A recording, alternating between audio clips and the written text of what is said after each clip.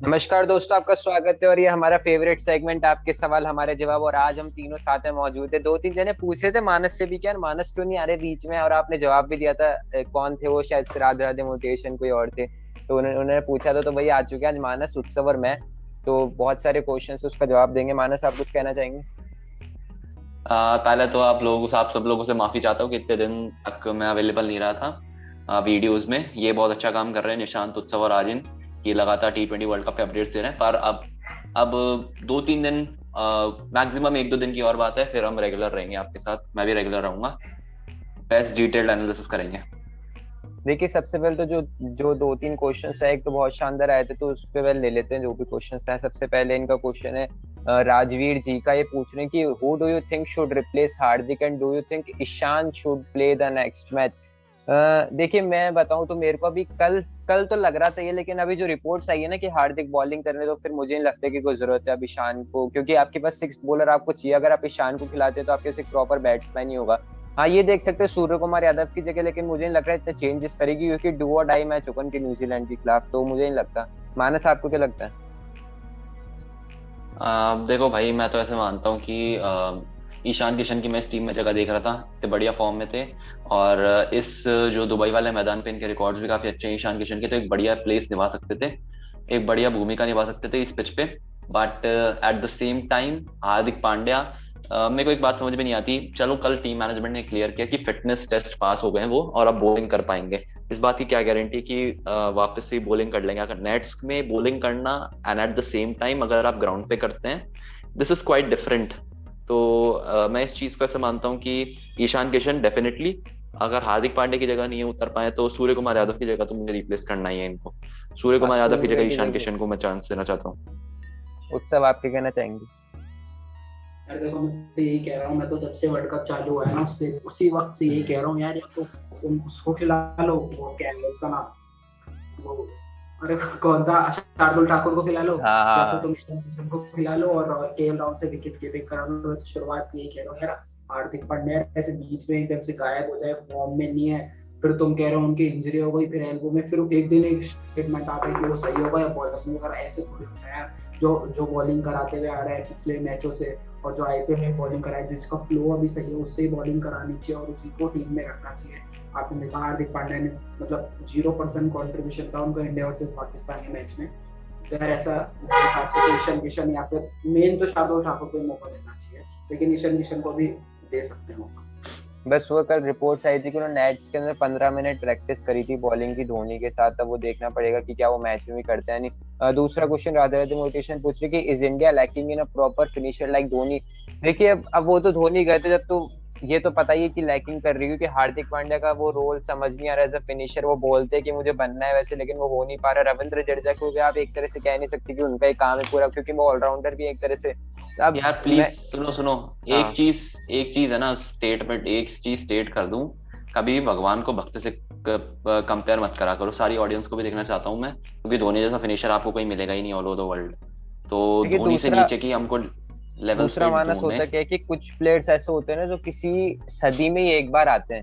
मतलब 10 साल में वो एक ही प्लेयर ऐसा आएगा जो आपको एक प्रॉपर रोल देगा, तो अरे अपन को नहीं ईशान पता, तो क्या पता। हाँ, पूरे काल में पूरे एक इतिहास आए में हैं एक तो, बार आते हैं। पूरे काल में एक आए हैं तो। हाँ। तो ऐसा वही हो सकता है, क्या मे भी अगले 10 सालों में कोई ऐसा एक और फिनिशर बढ़िया सा अपन को देखने को मिल जाए। हाँ, देखना पड़ेगा। कुछ प्लेयर्स होते हैं जो मतलब एक ही दिन का कोई रिप्लेसमेंट भी नहीं होता, और बिल्कुल जो पूरे प्रॉपर फिनिशिंग कर पाते हैं। तो वो ये रिप्लेसमेंट तो देखिए कोई हो नहीं सकता, क्योंकि फिनिशर की जॉब अब ऑलराउंडर्स की हो गई अभी इंडियन टीम के अंदर। मेरे हिसाब से देखो, अगला। फिनिशर का रोल जो है ना, फिनिशर का रोल एक तरीके से जडेजा और हार्दिक पांड्या के ऊपर है, कैसे इनिंग्स को आगे खींच के लेके जाते हैं। जडेजा फॉर्म में बॉलिंग सही कर रहे हैं हालांकि, पर एट द सेम टाइम आप सोचते हैं कि हार्दिक पांड्या का रोल क्या है? अगर एज अ बैट्समैन खिला रहे हो तो फिर बैट्समैन में तो इतने सारे भरे पड़े हैं, ईशान किशन को क्यों चांस नहीं मिल रहा?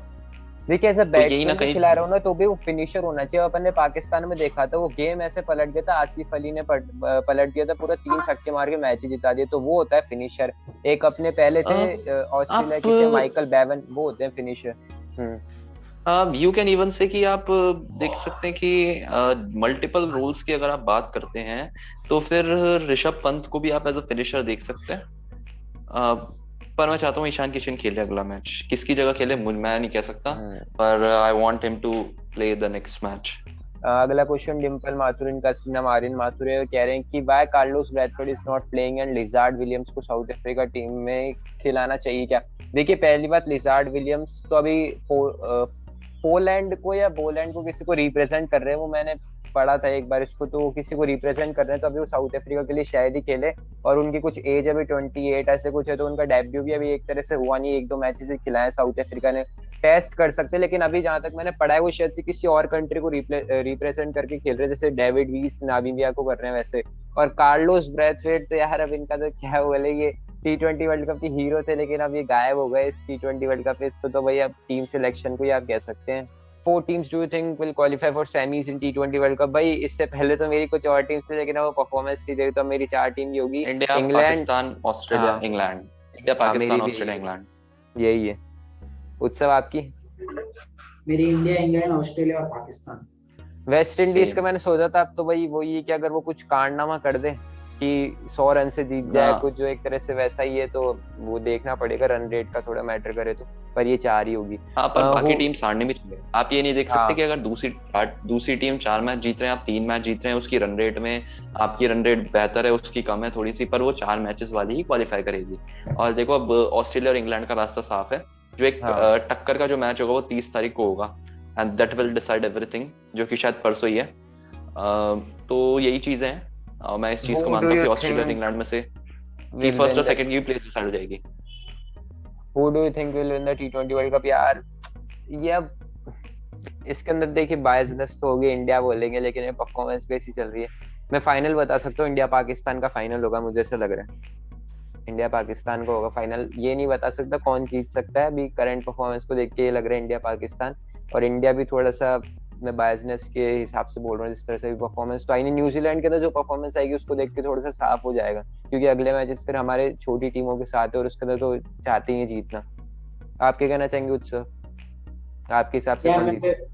मेरे हिसाब से यार देखो, जो कंटेंडर है ना जीतने के, वो है इंग्लैंड। और इंग्लैंड की टीम मतलब यार 2016 का भी बदला लेने आएगी यहाँ पे, जो उनके साथ फाइनल में हुआ था, और मतलब उनकी टीम भी अच्छी है। आपको देखिए वो 8 विकेट से जीते थे शायद, बांग्लादेश। पर यार देखिए वो ये ना कि इंग्लैंड आपकी सिर्फ बांग्लादेश के साथ खेली और वेस्ट इंडीज के साथ खेली है, और पाकिस्तान, इंडिया को हराया पाकिस्तान ने, और न्यूजीलैंड को हराया, 2 बड़ी टीम को हराया, एक तरह से इंडिया को भी हरा दिया, न्यूजीलैंड को भी हरा दिया। तो मुझे लग रहा है पाकिस्तान और इंडिया का फाइनल होगा, क्योंकि देखिए बांग्लादेश को हराया वो कोई इतनी बड़ी बात नहीं है। अभी इंग्लैंड ऑस्ट्रेलिया का मैच हो तो मैं बोलूँ कि भाई 8 विकेट से जीतो, और वो तो वो ये। अमानस आपको क्या लगता है? वर्ल्ड कप अभी नहीं दूंगा इसका आंसर, मुझे आप 2-3 दिन का और टाइम दीजिए, थोड़ा साफ हो जाएगा। पर ठीक है, एक तरीके से कह देता हूँ मैं,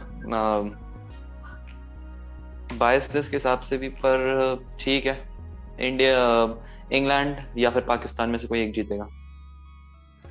इनका तीसरा question, do you think Afghanistan will qualify?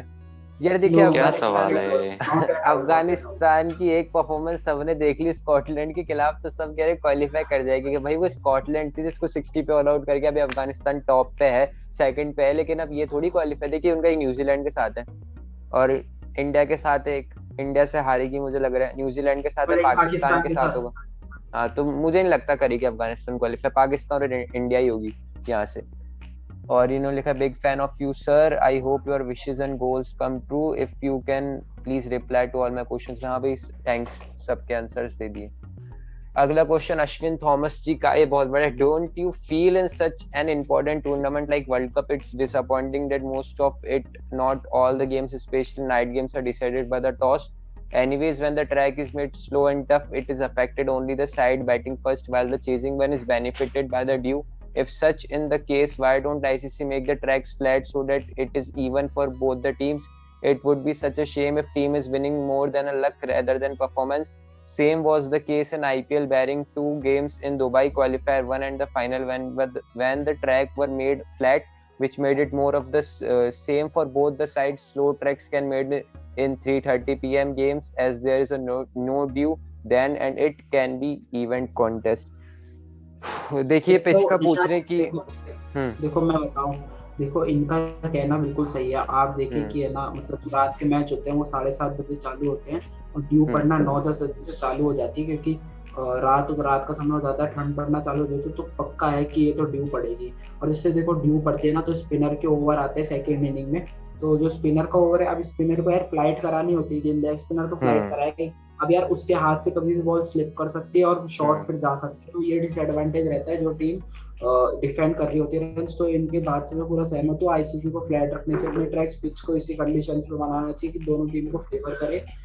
और हाँ, इनका कहना बिल्कुल सही है। ऐसे तो यार मतलब, और आप देखें कि जब ड्यू पड़ते तो आउटफील्ड भी तेज रहती है, जरा से ही अगर कोई प्लेयर अच्छी ड्राइव खेल जाए तो बाउंड्री के लिए जाएगी जाएगी गेंद, और उसको रोकना भी बहुत मुश्किल हो जाता है। तो ये भी एक दिक्कत है। मानस, आप क्या कहना चाहेंगे? मैं तो इस चीज को ऐसे मानता हूँ कि अगर स्पिन के जो पिचेस हैं, अगर आप देखते हैं कि एंड में तो कई चीजें देख रहे हैं कि अफगानिस्तान के मैच को छोड़ के फास्ट बॉलर्स काफी अच्छा प्रदर्शन कर रहे हैं, पर उनकी ठुकाई भी बहुत ज्यादा हो रही है। इस हिसाब से स्पिनर्स के लिए सबसे ज्यादा डिसएडवांटेज है, बॉल छूटती रहती है हाथ में। और दिसंबर का टाइम जब सॉरी अभी नवंबर दिसंबर के टाइम जब आ जाता है, तो ड्यू फैक्टर कॉमन है, क्योंकि जोग्राफिकल फैक्टर्स के अकॉर्डिंग भी, तो due factor is very common at that point of time. और इसी चीज के अकॉर्डिंग, पर ये चीज गलत है, आपको थोड़े पिचेस ऐसी बनानी चाहिए जो स्कोरिंग हो, और हाई स्कोरिंग मैचेस ज्यादा इन्वॉल्व करते हैं। मुझे इंटरेस्टिंग मैचेस अभी तक एक भी नहीं लगा, नॉट अ सिंगल मैच देखिए, अब इम्प्रेस्ड। इनका जो कहना है वो बात सही है, लेकिन अब इन्होंने बोला है, जहां तक मैंने पढ़ा है, ये जो स्टडी करी, पूरा कंफर्म नहीं हो, आप अगर गलत हो तो आप जो भी व्यूअर्स देख रहे हैं एक बार मुझे जरूर से बताना, मैं जानूंगा।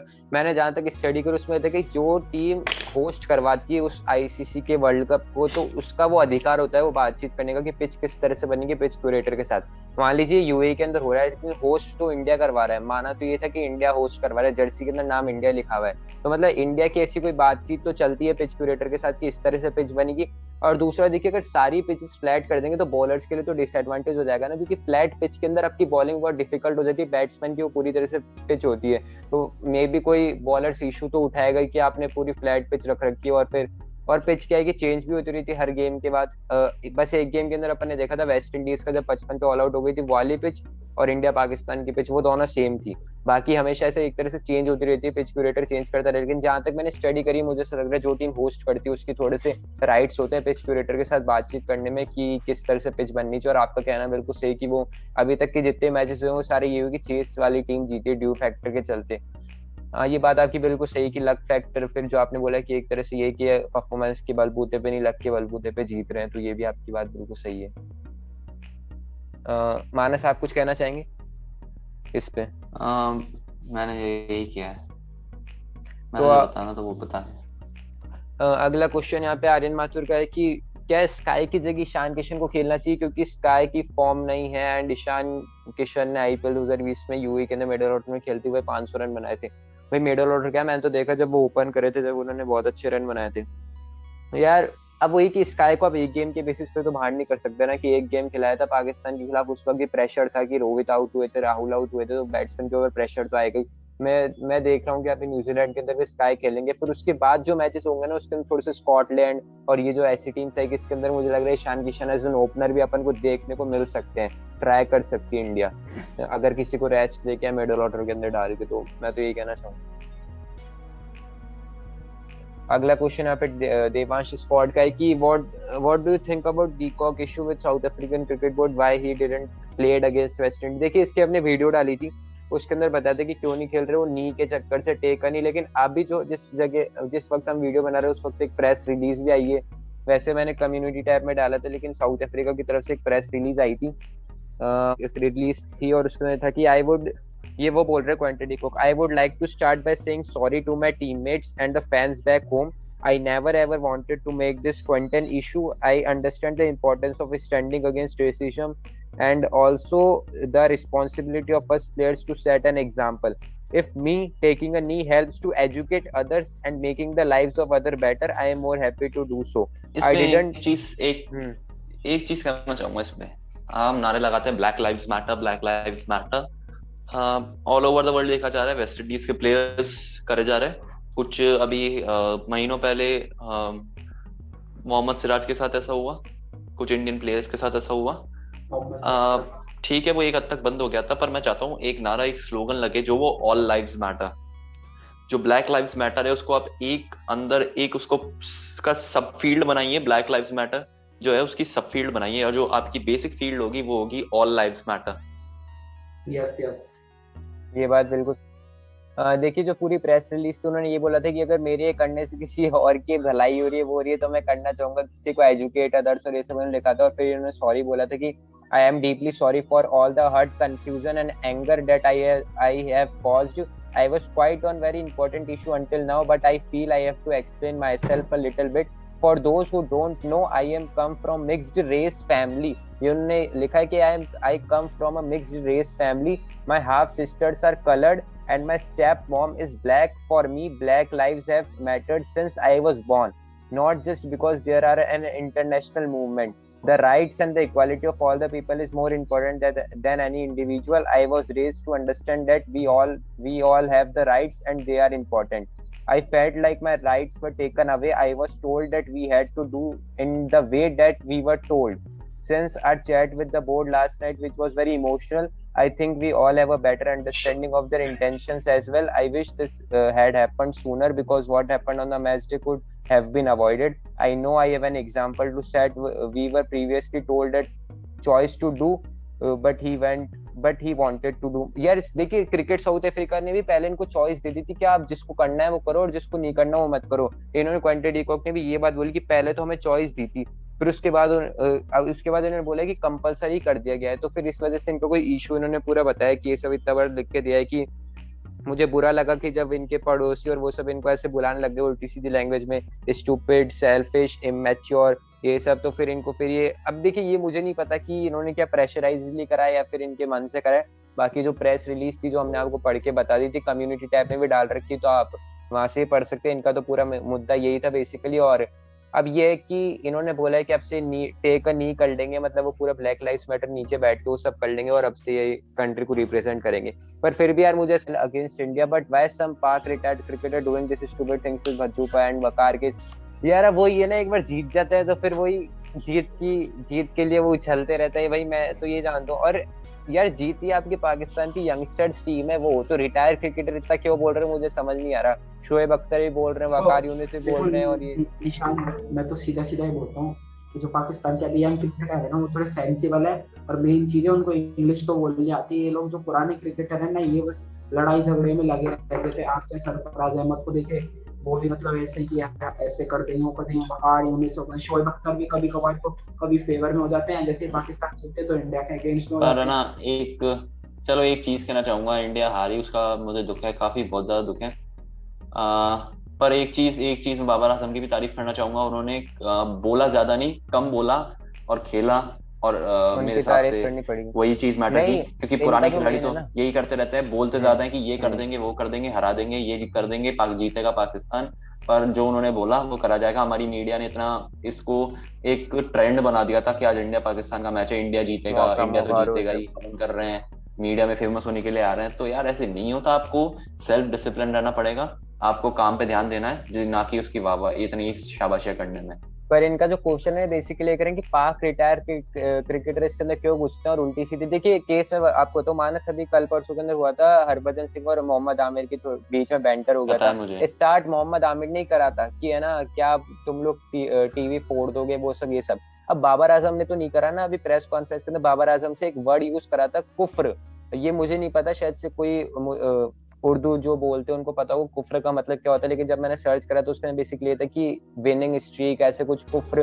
तो उन्होंने ऐसे बोलते ना कि उन्होंने ऐसे कुछ बोला ही नहीं था, उन्होंने बस बोल दिया अल्लाह का शुक्र है। मतलब ऐसे कोई आगे हो कि उन्होंने ऐसे उल्टे सीधे बयान नहीं दी कि हाँ भाई हम जीत गए, वो हो गया। तो उनकी वो बात मुझे अच्छी लगी कि यार वो इतनी डिसिप्लिन होके खेल रहे हैं और ये सब उल्टी सीधे बात नहीं कर रहे। लेकिन जो बाकी के क्रिकेटर से शोएब अख्तर ये सब भी इनसे लड़ लिए, फिर उसके बाद शोएब अख्तर लड़ लिए, इनकी क्या है मैं बताऊं, एक चीज कहना चाहूंगा, इनकी जो क्या है कि सालों बाद एक ख्वाहिश पूरी हुई है ना, इस वजह से इतना उछल रहे हैं। क्योंकि इंडिया तो हरा पाए नहीं, इंडिया को तो कभी हरा पाए नहीं, तो क्या है ये लोग भी अपना ज्यादा उछल रहे हैं। यार देखो बढ़िया है वैसे लगी थी मुझे। यार देखो वैसे मैं तो मानता हूँ कि एक बार बढ़िया इंडिया भी हारी एक बार, मतलब ज्यादा ओवर कॉन्फिडेंट हो जाते हैं। 12 में जीत गए, एक हारना जरूरी था। पाकिस्तान का क्रिकेट ऊपर आए, थोड़ा लेवल सेम हो तो मतलब थोड़ा बढ़िया भी है कि इंडिया मैच आ रहा है, लेकिन ये स्टेटमेंट देना गलत है कि बहुत बढ़िया किया पाकिस्तान ने, रिजवान ने उनके सामने नमाज पढ़ के, ये गलत हाँ स्टेटमेंट है हाँ हाँ, वकार यूनिस ये वकार यूनिस की तो स्टेटमेंट थी ना कि उन्होंने बोला कि सब बढ़िया खेला रिजवान ने ये सब, लेकिन मुझे वो अच्छा लगा जब उन्होंने हिंदुओं के बीच में नमाज पढ़ी। अब भाई वो हिंदू बोल नहीं दिया, बोला लेकिन मैंने, हिंदू हिंदू बोला नहीं है, बोला, उन्होंने बोला बोला बोला। उनके सामने, अरे उनके सामने बोला है, हिंदू नहीं, हाँ हिंदू बोलते तो पाकिस्तान में फोड़ देते लोग। हाँ, उनके सामने ही अगर बोला, हिंदू मतलब बोलते तो जो वो थे ना कि उन हिंदुओं के सामने, आप सुनना एक बार क्लिप, उसके उन्होंने बोला था, मैंने सुनी थी कि जब वो स्टूडियो बैठे थे ना कोई पीटीवी के, जब उन्होंने बोला था कि हिंदुओं के सामने उन्होंने नमाज पढ़ी, इसी पे तो वो एक तरह से वही कि आप पॉलिटिक्स मतलब रिलीजन को क्रिकेट के अंदर क्यों घुसा रहे हो वो सब। तो फिर हर्षा भोगले जी ने भी ट्वीट करा, बाद में उन्होंने माफी मांगी, लेकिन उन्होंने गलत करा कि यार अब एक बार पाकिस्तान के जीत गए, आप इतना सारा मतलब हवा में उनमें लग गए वो सब, और जब हारेंगे, जब सब शांत बैठ जाएंगे, यही है अब इसके अंदर, तो अब क्या कह सकते हैं जो हुआ था। बहुत बहुत चली थी ये बात, एक क्लिप भी आई थी इसकी कि उन्होंने बोला था आखिरी के अंदर, उन्होंने माफी मांगी और बोला था कि ये मुझे पता नहीं था, अब गलती से मुंह से निकल गया। ये ऐसे कर देते हैं ना फिर। और मैं सोच रहा हूँ पाकिस्तान की यंगस्टर वो इसको सुनेंगे तो उनको खुद को शर्मिंदगी होगी कि यार हमारे जो रिटायर क्रिकेटर है वैसे हरकतें कर रहे हैं, वो तो अपना बढ़िया खेल रहे हैं, लेकिन उनके ऊपर क्या मेंटली असर होगा जब वो सोशल मीडिया देखेंगे। तो यही तो सारे अब यार देखो, क्वेश्चंस। अगला प्रेशर आ जाता है कि है ना, प्रेशर आ जाता है जीतने का, उससे है ना बैड परफॉर्मेंस पे भी टर्न आउट हो जाते हैं। हालांकि अब पाकिस्तान ने दोनों अपने बड़े मैच जीत लिए हैं और सेमीफाइनल की रेस को मतलब लगभग तय कर ही लिया है, पर फिर भी एक प्रेशर आ जाता है जो आपके गेम को बिगाड़ सकता है कहीं ना कहीं, मैं इस चीज का से मानता हूँ। और वो पाकिस्तान और में होता है कि एक दो मैचेस जीत लेते हैं ना, तो थोड़ा सा ओवर कॉन्फिडेंस इनको भी आता है, इसलिए वो बाबर आजम जब वो पूरी ड्रेसिंग रूम की मीटिंग के अंदर बोल रहे थे कि आप लोग प्लीज ओवर एक्साइटेड मत होना, मैं हाथ जोड़ता हूँ, प्लीज ओवर एक्साइटेड मत होना, मैं हाथ जोड़ रहा हूँ। दो तीन बार उन्होंने ये चीज बोली थी कि ओवर एक्साइटेड नहीं होना, अपन को ट्रॉफी जीतनी है। तो वो भी उन्होंने सही करा, भाई बाबर आजम मेहनत कर रहे हो, यहाँ पे ऐसे बयान दे रहे हैं तो वो सही नहीं है। तो फिलहाल इस वीडियो से इतना ही, तो सारे क्वेश्चन हमने ले लिए हैं, और दो तीन क्वेश्चन वो छूटे थे यार, वो क्रिकेट से रिलेटेड नहीं थे, इसलिए वो नहीं लिए हमने। तो फिलहाल इस वीडियो को इतना ही, अगर आपको वीडियो अच्छी लगी तो वीडियो को लाइक कर देना, शेयर कर देना, चैनल को सब्सक्राइब कर देना। बहुत बहुत शुक्रिया।